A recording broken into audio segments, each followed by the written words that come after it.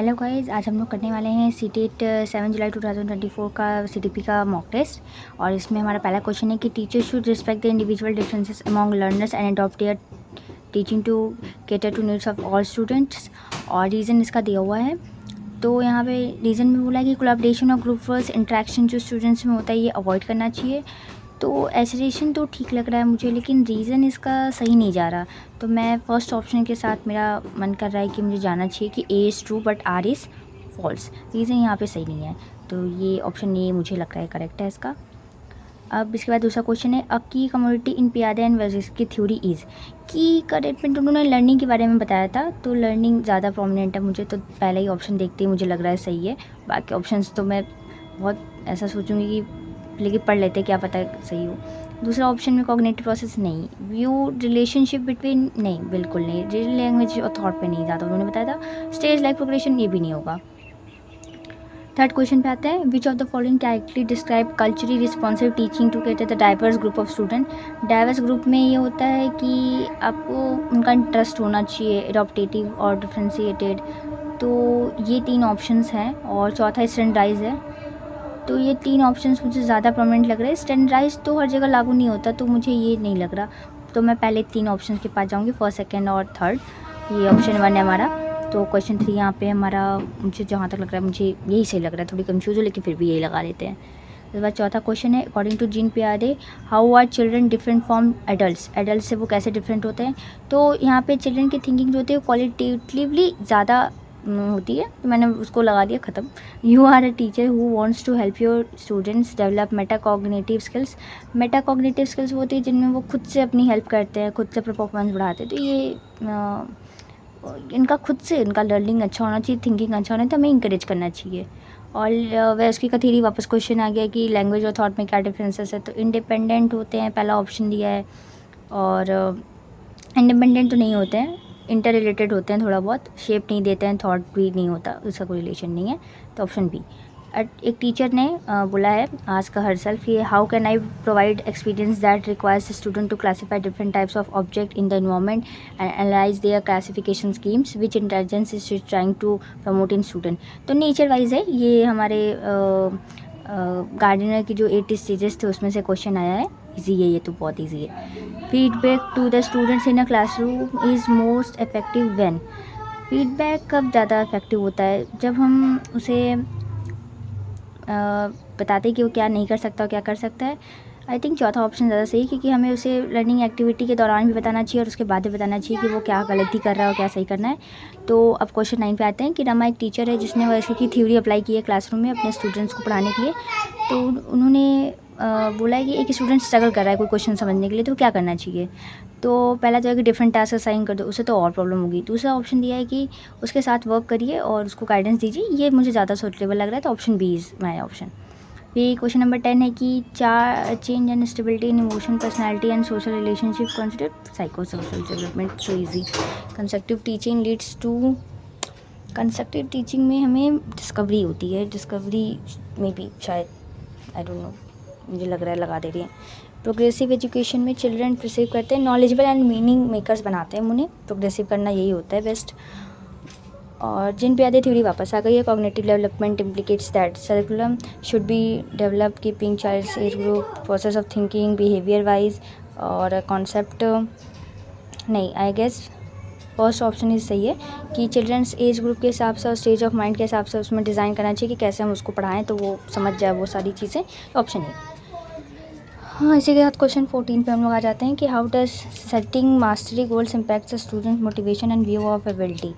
तो यहाँ पे एक्सटेंसिव मोटिवेशन और इंट्रिंसिक मोटिवेशन में इंट्रिंसिक मोटिवेशन होगा, और इंक्रीमेंटल का मतलब हम लोग उसको चेंज कर सकते हैं, बहुत वास्ट हो सकता है। तो option 4। During adolescence the pressure to confirm genders expectation and follow conversation of tensely ventricular, gender and gender roles are determine नहीं, और रीज़न गलत है।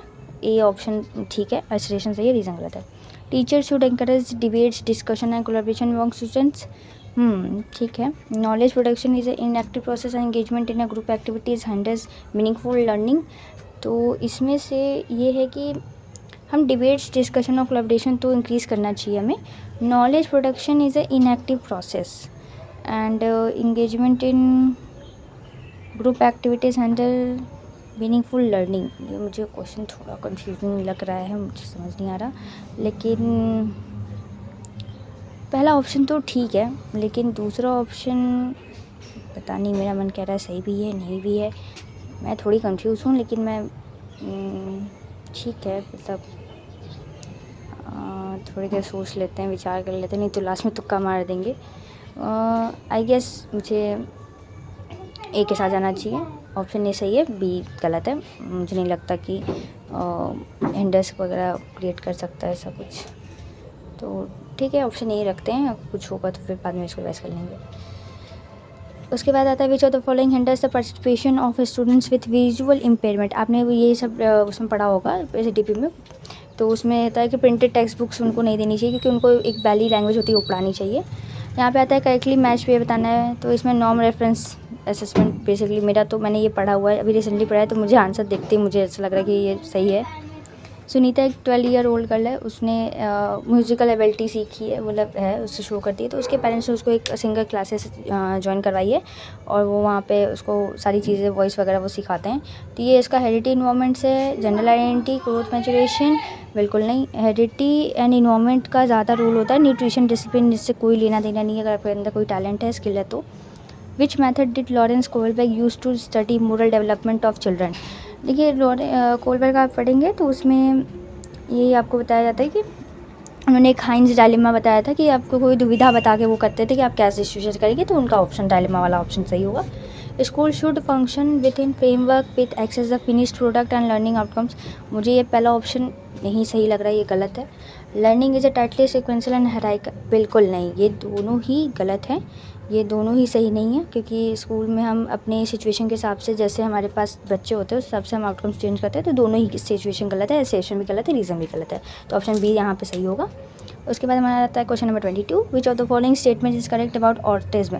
ऑटिज्म भी एक तरीके का न्यूरो डेवलपमेंट डिसऑर्डर होता है। इन्वायरमेंटल फैक्टर का कोई एज नहीं, कोई मतलब फ़र्क नहीं पड़ता, एज का भी कोई फ़र्क नहीं पड़ता, और कोई एक एक्सेप्शनल स्किल होती है, ये भी कोई नहीं सही है, ये तो तीनों गलत है, चौथा सही है। Which learning strategy involves children teaching others what they have learned. Okay, तो ये हमने एक रेसिप्रोकल टीचिंग पढ़ी थी, जिसमें जो भी वो सीखते हैं वो उसको दूसरों को सिखाते हैं, एक टीचर की तरह एक बच्चा काम करता है, तो उसको हम लोग रेसिप्रोकल टीचिंग कहते हैं। ये ऑप्शन बी सही होगा यहाँ पे। हम करेंगे क्वेश्चन नंबर 24। सेंसिटिव पीरियड जो होता है वो ऐसा टाइम पीरियड होता है जहाँ पे कौन सा फैक्टर ज़्यादा इंपॉर्टेंट होता है वहाँ पे नॉर्मल डेवलपमेंट के, तो इन्वायरमेंटल फैक्टर होता है, क्योंकि वही सही ऑप्शन है, छोड़िए। Student struggling with dyslexia, dyslexia एक तरीके का डिसऑर्डर होता है जिसमें उसको पढ़ने में दिक्कत आती है, बुक रीडिंग में दिक्कत आती है, तो हम उसे सेम वर्ड्स बोल करके सिखाते हैं, तो फोनोलॉजिकल ट्रेनिंग यहाँ पे ज़्यादा सही होगा। फिर क्वेश्चन नंबर 26 में एनालिटिकल थिंकिंग बच्चे की कैसे प्रमोट होगी, कौन सा क्वेश्चन पूछने पे, तो यहाँ पे कॉज हमें पूछना चाहिए, क्योंकि ये सब नंबर्स है ना, ये फिक्स है, वो सोचेगा नहीं उस बारे में, वो एग्जैक्ट आंसर बताएगा, लेकिन कॉजेज में वो इतना दिमाग लगाएगा, तो उसकी थिंकिंग अच्छी होगी, एनालिटिकल थिंकिंग अच्छी होगी। तो यहाँ पे ऑप्शन बी।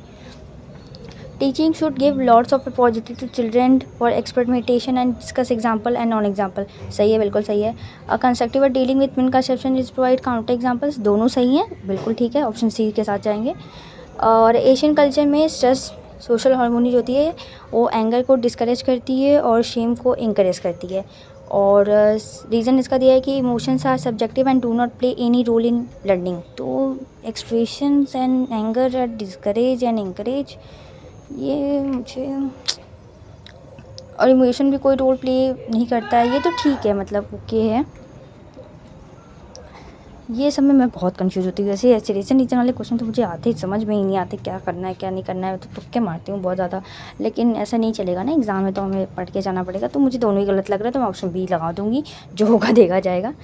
पता नहीं, मेरा मन बहुत मान रहा है ए, चलो ठीक है, खत्म। In order to develop critical thinking and among students और teachers should. Okay, critical thinking हमें कैसे वो बढ़िया कर सकते हैं, तो उसे क्वेश्चन दीजिए, एक्सप्लेनेशन वगैरह बताइए उसको, भरिए, बढ़िया, ऑप्शन ए सही है एकदम। इंक्लूजिंग क्लासरूम, लास्ट क्वेश्चन, उसमें क्या होता है, उसमें हमें क्या करना चाहिए, हर बच्चे को हमें सेम रेट से सेम टाइम पे देना चाहिए, एजुकेशनल प्रोग्राम कराना चाहिए स्पेशल टीचिंग के लिए, नहीं, हमें सबके डिफरेंसेस के हिसाब से उन्हें अच्छे से ट्रीट करना चाहिए। तो अब देखते हैं रिजल्ट टाइम। ये मेरे 30 क्वेश्चन CTP हो गए हैं, मैंने देख लीजिए, मैंने कोई और सेक्शन अभी अटैम्प्ट नहीं किया है, मेरा फर्स्ट सेक्शन ही CTP का मैंने अटैम्प्ट किया है, और अभी मैं इसको सबमिट करके देखती हूँ कि कितने सही होते हैं। अभी लोडिंग हो रहा है, ओके, ओके, हमारे 30 के 30 क्वेश्चंस सही निकले हैं। अटेम्प्ट भी 30 किया था, 100% एक्यूरेसी है, 30 के 30 पूरे सही हैं। एक दो तो तुक्के लग गए हैं लेकिन ठीक है, ओके, नाइस नाइस अटेम्प्ट। तो ऐसे ही और CTP के और मॉक टेस्ट के रिजल्ट जानने के लिए like share and subscribe and